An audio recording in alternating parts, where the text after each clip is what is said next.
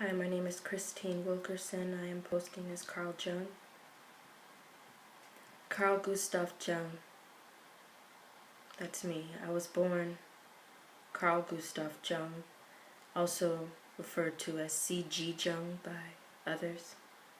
I was born July 26, 1875, in a small Swiss village. My father, Paul Jung, he came from no money. He was poor and didn't have much. Spiritual man, country parson.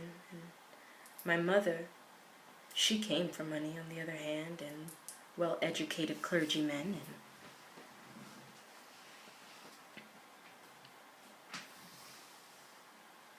And my mother's name was Emily, and my father was Paul.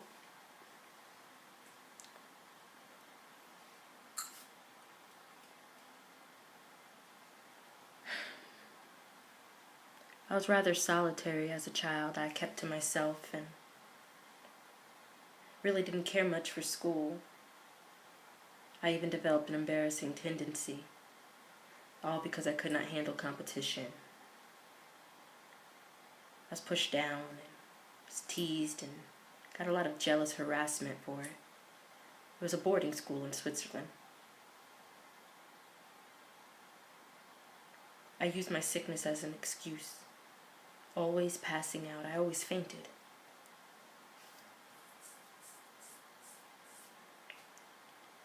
Initially, I lived with my mother and father until my mother took ill quite frequently with depression, and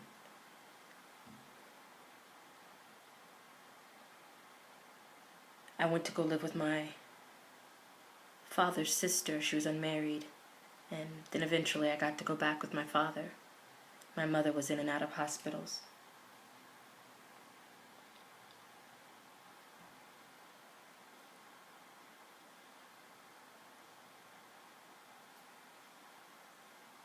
I got worried about how to support myself and take care of myself at an early age. However, also at an early age, I learned ancient languages like Sanskrit, and I was able to read ancient Hindu Bibles and a lot of ancient languages. I became fascinated with them, and literature, Latin grammar. My father actually taught me Hebrew. And these are things that were taking place in my life by the time I was 6 years old. And then eventually I realized that education was my only way to get out of poverty. I was suffering. It was a form of my human suffering. I was in poverty stricken, living with my father, and all I got to do was read a lot. Actually, my first career choice was not psychiatry. I went to school to study medicine. I became really excited when I discovered that psychoses are personality diseases. And my attention to psychiatry was immediately captured. I wanted to be in psychiatry.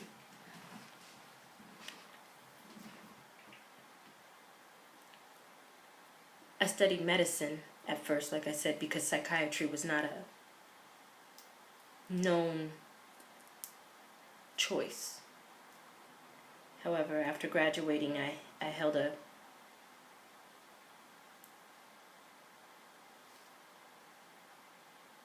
position in a mental hospital in Zurich under Eugene Buehler, an expert on schizophrenia. And in 1903, I had a wonderful moment where I married my wife, Emma. I taught classes, I've written books, and I'm known for being I was a long time admirer of Freud, and in 1907 we met. Matter of fact, it was a funny day. He actually stopped everything. He canceled all his appointments, and we spoke for 13 hours straight. That was such an impact on me.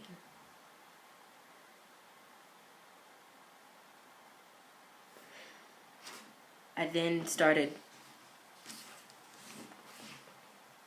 slipping away from everything that Freud believed in, and I went my own route and developed archetypes and things like that. But I want to know, because I lived impoverished as a child, is poverty, is suffering necessary? Is there actually a meaningful and a non-meaningful form of human suffering? Is it okay in one hand but not okay in another?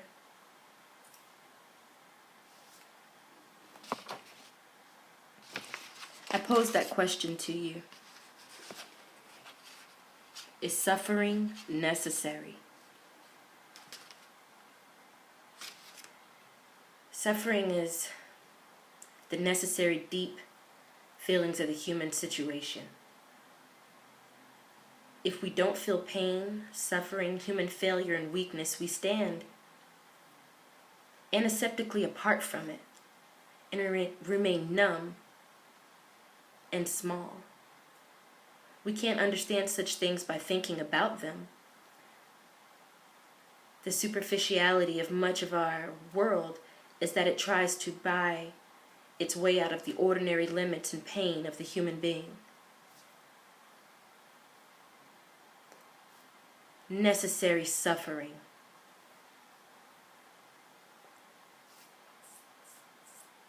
Jesus did not numb himself or withhold himself from human pain. As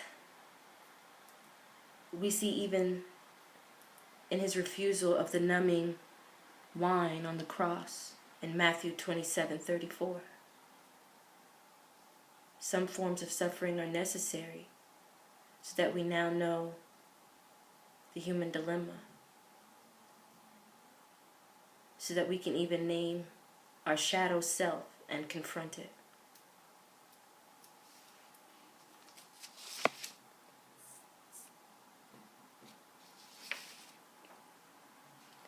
Do you think this is just part of life?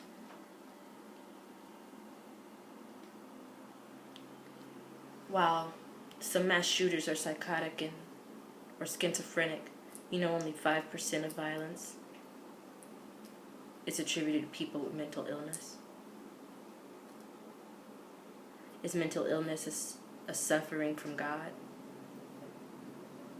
Is it necessary, unnecessary?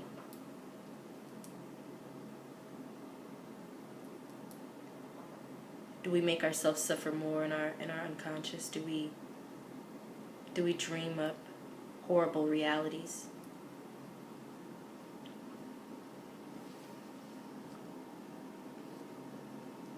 It's your undiscovered self, that true understanding of the inner self recognizes the existence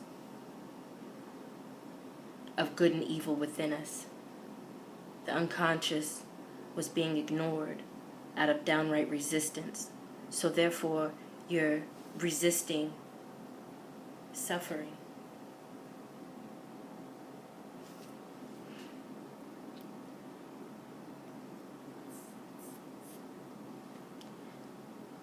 A form of suffering that is meaningful comes from when we stop repressing and take the moral task as humans to deal consciously with our pain. To do this, we must allow a full range of emotions to flow through us, without putting up a resistance to the process. We set the intentions to experience a full range of feelings, whether they be good or bad. That requires moral courage. But while uncomfortable, especially in the early stages, it affords the same benefits as a well-working liver, a well-working spleen, a heart. We are more resilient, we have more energy, our spirit is purified.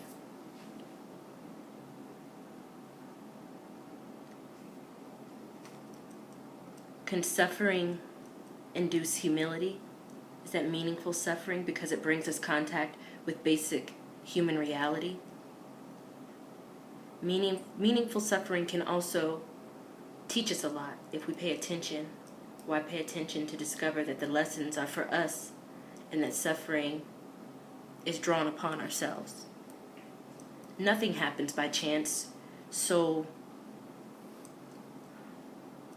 suffering at times can link us to divine or subconscious forces. They can transcend the human plane.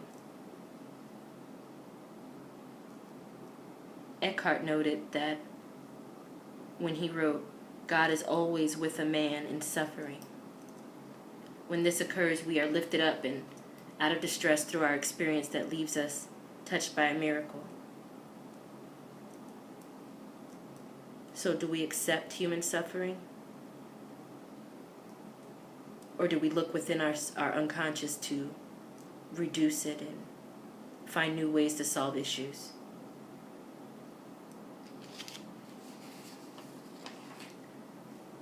That's my time. I'm Carl Jung, and I want to know if suffering is necessary.